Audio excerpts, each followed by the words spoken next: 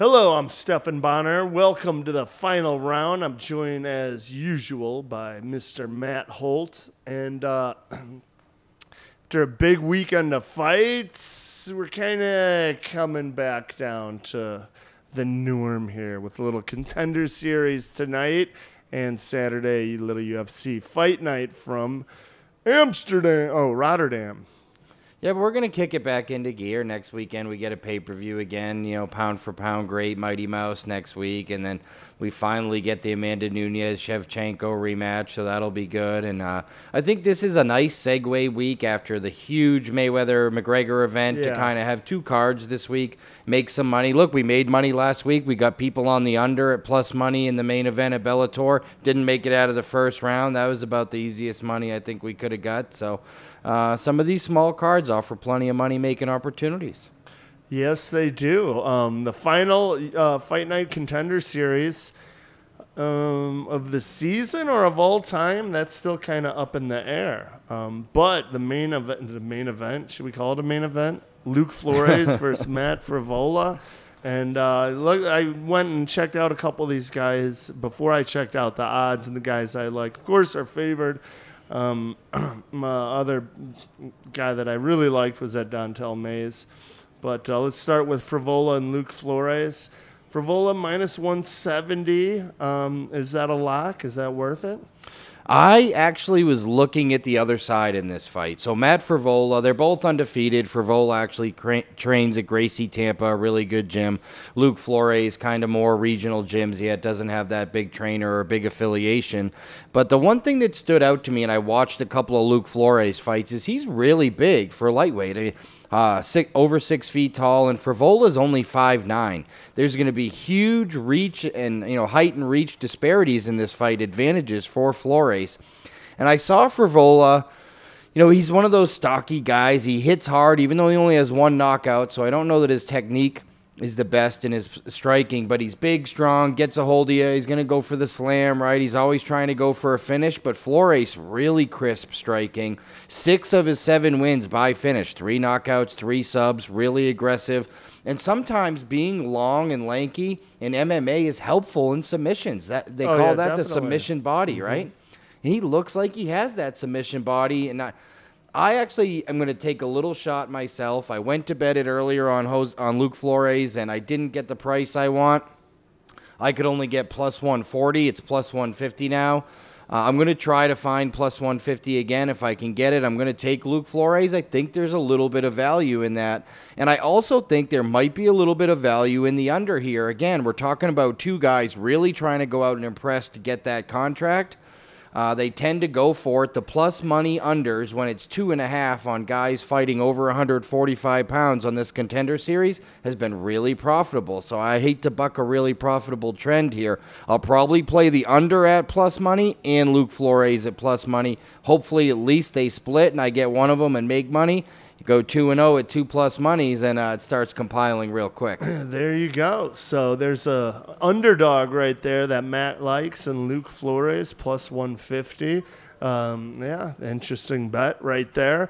Other than that, on the card, wasn't anyone that I myself was going to put any money down on. Anyone else stand out at you as a deal or a lock? So to your point, this Dontel Mays, everyone seems to be on him, right? He's supposed to be this huge power puncher, and he is a big, strong guy. But he only has 1 knockout for this big power puncher of a guy. The one thing I did like, too, about Mays is that he's actually been 5 rounds already and looked good doing it. So stamina definitely not an issue. The only problem is I don't want to lay the big money. And in a heavyweight fight, I want to bet it under, but I got to lay 140 just to bet it under, too. And I think it actually went up to 145. So I don't know that I want to bet that either. So I ended up leaving this fight alone, although it's easy to make a really strong case for Dontel Mays as well as the under. I checked out Crowder, and it's hard to really get a good gauge on his talent level, considering when I checked out some of his fights, he was in there with just slams. Just that one guy completely. He picked up and slammed, and the guy just it didn't even seem like he hit his head. He was just out. But I also saw one fight where he got taken down pretty easily. He was able to get back up, and the guy quit. So It seems like he would be susceptible to takedowns, but Dontel Mays, he's more of a stand-up fighter himself, so he probably won't even And both take the this fight Crowder's to the losses are by knockout. So maybe it's tailor-made to get Mays the knockout. Although one of them was to current UFC heavyweight Curtis Blades, who's pretty legit. Yeah. He's probably like a fringe top 15 guy. So, I mean, that's a legit knockout loss. Yeah, I just couldn't pull the trigger. It's such a big price. Yeah, And at 280, I yeah, agree. I just couldn't do it. The biggest mover of this card was Casey Kenny, who opened up at minus 220, is all the way up to minus 350. And we've seen this same scenario before. Casey Kenny's the second guy now to reappear on the Dana White Contender Series. Casey Kenny got a win in week 2, but didn't get a contract, so Dana brought him back here again against Adam Antolin. I looked at Antolin. He has like a 92% finish rate, 12 out of 13 wins by finish. I was like, wow, this guy's awesome for a 125-pounder. 35 years old, never fought, just moved to a major gym now. And I'm wondering, is his age, along with Casey Kenny already having a win on Dana White Contender Series, pushing the money here? But I'll say this, Adam Antolin is super duper aggressive, and this is another one. I don't like betting flyweights under a lot, but a guy who has 12 out of 13 wins by finish at plus 130, I think he's probably going to go for it here because Kenny's just too technically sound all around for him to win a decision. That may be worth it. So there's another dog, might be worth it. Adam Antolin. Plus, you said this line kept moving. Well, it's up to they're minus betting 350. Kenny, yeah. So what's Antolin at now? He's like plus 280, but I'm just thinking maybe betting the under on it. I thought about betting Antolin too, and that's a possibility for a small bet, but I certainly like the under because I feel like a guy who has such a high finish rate, also, if he's that aggressive, they tend to get finished themselves sometimes. Yeah, and you said the under is still at 130. Yeah, right plus here, 130. we have on the sheet. Yeah. All right, Matt. Any other fights on this fight night that I laid the minus 160 with Kelly Velasco. I know it's Kelly McGill Velasco now, her married name combined, but I did lay the wood with her. Her only loss to Ladd was one where they were both really highly touted prospect. Ladd ended up beating her in a tight decision, but she's supposed to be really good, and Lauren Mueller's a last-minute replacement who just took this fight like 2 days ago, so it feels like this should be an easier win for Kelly Velasco here in 160. I actually made the numbers before any numbers came out. I made mine for ours, and I made her minus 240, so the fact that I only had to lay minus 260 with the late replacement with Mueller, I thought was a good bargain. I went ahead and laid it. So, wow. So the late replacement got a little more love than the original fight she was supposed to have. Did you feel that was worthy, that movement? No, I think that either way, Velasco should handle her business here. I mean, this is supposed to be a showcase for her. Again, she has one loss. It was to a really accomplished fighter who's now going into Bellator, and I feel like this is a good opportunity for Velasco to show off her skills. I mean, she was highly touted. She's supposed to be fighting in a major organization. And Mueller, it's so hard to take a fight on a couple days' notice, and it feels like 160 is a good deal. So Matt likes Kelly McGill Velasco, the under on Antolin versus Kenny, and Luke Flores, an underdog. Moving on to the fight night, 115 from Rotterdam. Main event, Stephan Struve versus Alexander Volkov. This fight is interesting because both these guys are going to be used to having the reach advantage. It's kind of like which one's going to deal with not having a big reach advantage better. And I kind of thought Volkov was, a younger, stronger, better chin, hard-hitting version of Struve. And I like him in this fight. And you could get him at minus 130, so not too bad of a price. Everything you just said, I completely agree with. I like Volkov for all those reasons. A younger, bigger, stronger, more technical striker, harder-hitting version of Stephan Struve. The only advantage I think that Struve has here is he's really underrated on the ground. His submission skills for a guy that big, and we just talked about that lanky body wrapping people up, are really good. In fact, Struve has 17 submissions out of 28 wins, which is unbelievable. But I think if this one stays standing, Volkov is going to pick him apart on the feet. He's really good. That jab was so impressive against Roy Nelson. Yeah, he uses it well. I'm really anxious to see if Stefan Struve is going to be able to handle a guy using his reach better than him. That's something he's never seen before. And I even think he may still be a little taller than Volkov, but Volkov uses his reach better. Like you said, he uses that jab better. And is Struve's wrestling good enough to get it to the ground? Because Alexander Volkov is pretty strong. I see him with decent strength in his hips and the ability to shuck takedowns off. Yeah, he's a big guy. I think he actually could end up being a force in the UFC. You know, when he first entered Bellator, I thought he was a little young and a little raw, and he just got schooled by some experienced guys. Czech Congo ground him out, and he just couldn't get off the ground with Czech on top of him, and Tony Johnson caught him one time. And I think Struve still gets a little bit too much credit for, I don't want to say too much credit. I mean, he does own a win over the current UFC heavyweight champion, Stipe Miocic, but knockout at that. Yeah, knockout. And he does have some impressive wins, but he also has some ugly losses. He's had some health issues, so his training was on and off for a while with the heart issue that he had. And it just feels to me like at the end of the day here, Volkov, to your point, is bigger, stronger, more technically sound in the striking game. And if Struve doesn't get it chin. And a better chin. And if Struve doesn't get it to the ground, I actually think this one's going to end early. So are you playing this one? I am. I played Volkov and the under, again, because under 1.5 was plus 130. I love playing heavyweights under when you get a plus money, because both their finish rates are 90% or higher. I mean, you're telling me it's an underdog that these guys, that the fight gets finished, yet both these guys finish the fight over 90% of the time? This feels like a gimme almost. So I'm certainly playing the under at plus 130, and then I'm laying the small favorite with Alexander Volkov, and that's my favorite play of the week, is laying the 130 with Volkov. Favorite play of the week. Take notes, ladies and gentlemen.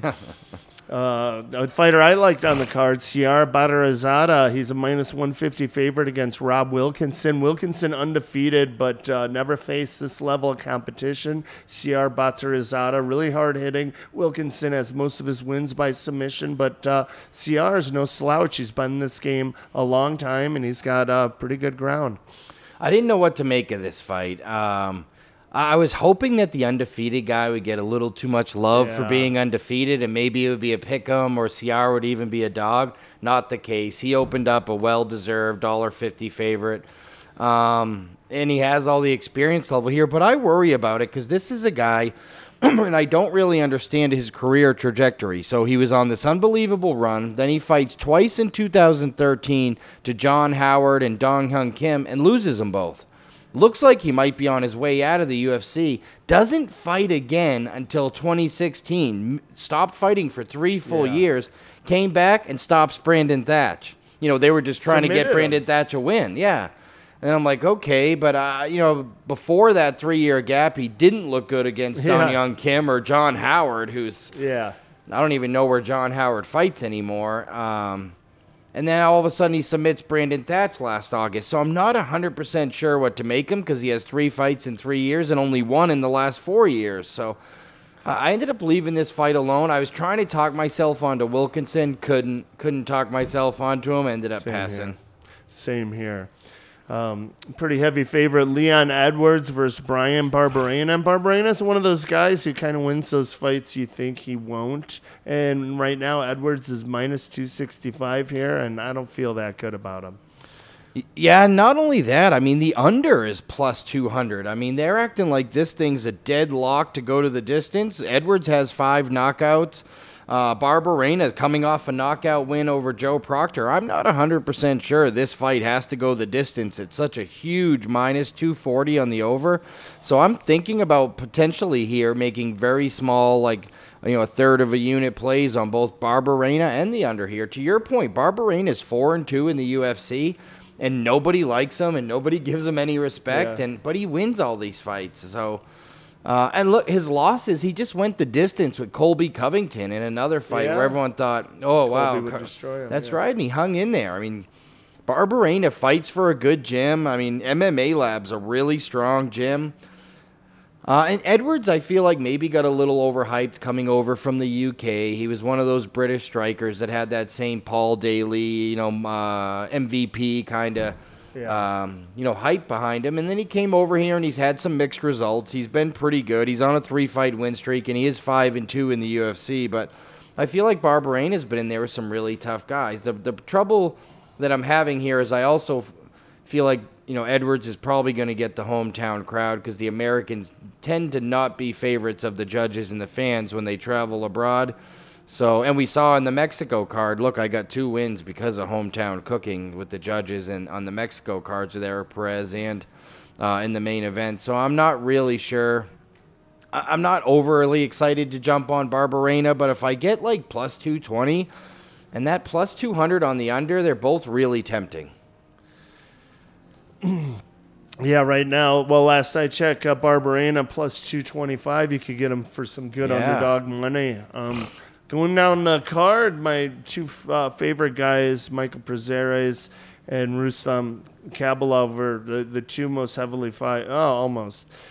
favored guys on the card. Rustam Kabalov is fighting Desmond Green. He's a minus 325. And Michael Prazeres minus 360 against Mads Burnell. And that kind of money, I just can't touch it. Yeah, and not a lot of these underdogs jumped out at me. I mean, I tried to go down and look at them, where can I find an underdog? I looked at the Darren Till fight. Darren Till's one of those undefeated guys. The UFC seems to be putting a little push on him, but I haven't been overly impressed with Till. He's 2-0-1 in the UFC. He had a draw as a big favorite in one of his fights. He does get a lot of knockouts, but I think his striking's a little sloppy. But when I went in and looked at this Velokovic, I just wasn't super impressed there. I mean, he's lost outside the UFC to Gilbert Smith, Christoph Jocko. I just couldn't jump on him. Same thing with, Maribek Tusumanov is another one I looked at is, hey, maybe there's an opportunity for an underdog with this Felipe Silva. 8-0, his only UFC fight was a knockout over Shane Campbell in his last. But the step up in competition against the guy who's 5-1 in the UFC and only lost to Michael Prazeres, I couldn't pull the trigger there. And at the end of the day, I just couldn't find any of these underdogs that I was really going to fall in love with. Interestingly enough, as we talk about the Dana White Contender Series, this Mike Santiago is a guy who got a contract off the Dana White Contender Series and is a last-minute replacement in this fight as a 3-1 underdog. And do you like him as underdog? No. Not really. I mean, I feel like Dana put him on that Contender Series show, signed him to a contract, and now fed him to the wolves. Of course. Yeah. So not too much. Well, Matt gave out some good gems. He likes a couple dogs on the Fight Night Contender Series tonight, most notably Luke Flores. And Saturday, when it comes to UFC Fight Night 13, he's taken Volkov and the under. Yeah, and I think, you can go down this card and maybe take a peek at some of these unders. Because a lot of these guys have really impressive finish rates. They have names that are hard to pronounce, and they don't fight on American soil too often. But the finish rates are still there pretty good, and there's a lot of plus money unders here. So if I was telling people, hey, we always look for plus money choices, you and I don't know that I love the underdogs as much as normal here. So maybe this is one of those cards where you shift your attention to the totals and try to play some plus money unders rather than these big underdogs. Because these are bigger favorites than normal, like 350, minus 400. These aren't like minus 180, minus 200. These are big favorites, and in a lot of cases, they look like showcase fights for some of these guys. Yeah, that's a good point. See, I think I'm going to go back to just picking who's going to win the fight. I try to stay away from the over-unders. I played the under on McGregor-Mayweather, and he got him out of there in the 10th instead of the 9th. No, the under got there. It was 9.5 rounds. He got him out in the 10th. Yeah, but 9.5 means 9 full, halfway through the 10th, and they only went 1 minute and 5 seconds into the 10th. Are you serious? So yeah. I won? Yeah. If you bet the under, you won. Yeah. I didn't even open up my CG Sports app. I was just like, so you have money. I I bet the under myself I and thought Floyd by halfway through KO. the ninth. Oh, No, okay. 9.5. 9 Oh, my full, and then a God. half around. Yeah. Because during the ninth, I was like, knock him on, and then he didn't at 1:30, and I was like, Oh, no, yeah, no. so 9.5. Look at that, I won. Yeah. Oh, so I'm gonna have a little extra money in my account. And you were complaining about betting unders. Yeah, and I was just bitching the whole night. Oh, my God. It literally stayed under by 25 seconds. There's 1:55 on the clock. That 25 is seconds awesome. later at 1:30, it goes over. That is awesome. Yeah. All right. Well, looks like I am going to play a little. All right. Hey. So I like dogs. I may just copy Matt. I don't know about the under on the Contender Series, but I think I'll take that underdog, and I think I'll put a little play on Volkov. Yeah, I like Volkov. That one seems good this week. And I'm interested to see if he does win this fight like we expect. He could be right in the mix. Yeah, he could be in the The mix. UFC heavyweight He's division's talented. not deep anymore. No. And he has the look. Big, strong. And yeah, this is a good stepping stone for him. And Yes, Stephan very Struve, good. a guy Yeah. who has fought the best of the best. So a little step up in competition. And wow, hopefully you guys do as well as I didn't know I did on Mayweather McGregor until now. And good luck in betting UFC Fight Night and the Contender Series tonight. And we'll see you next week on the final round.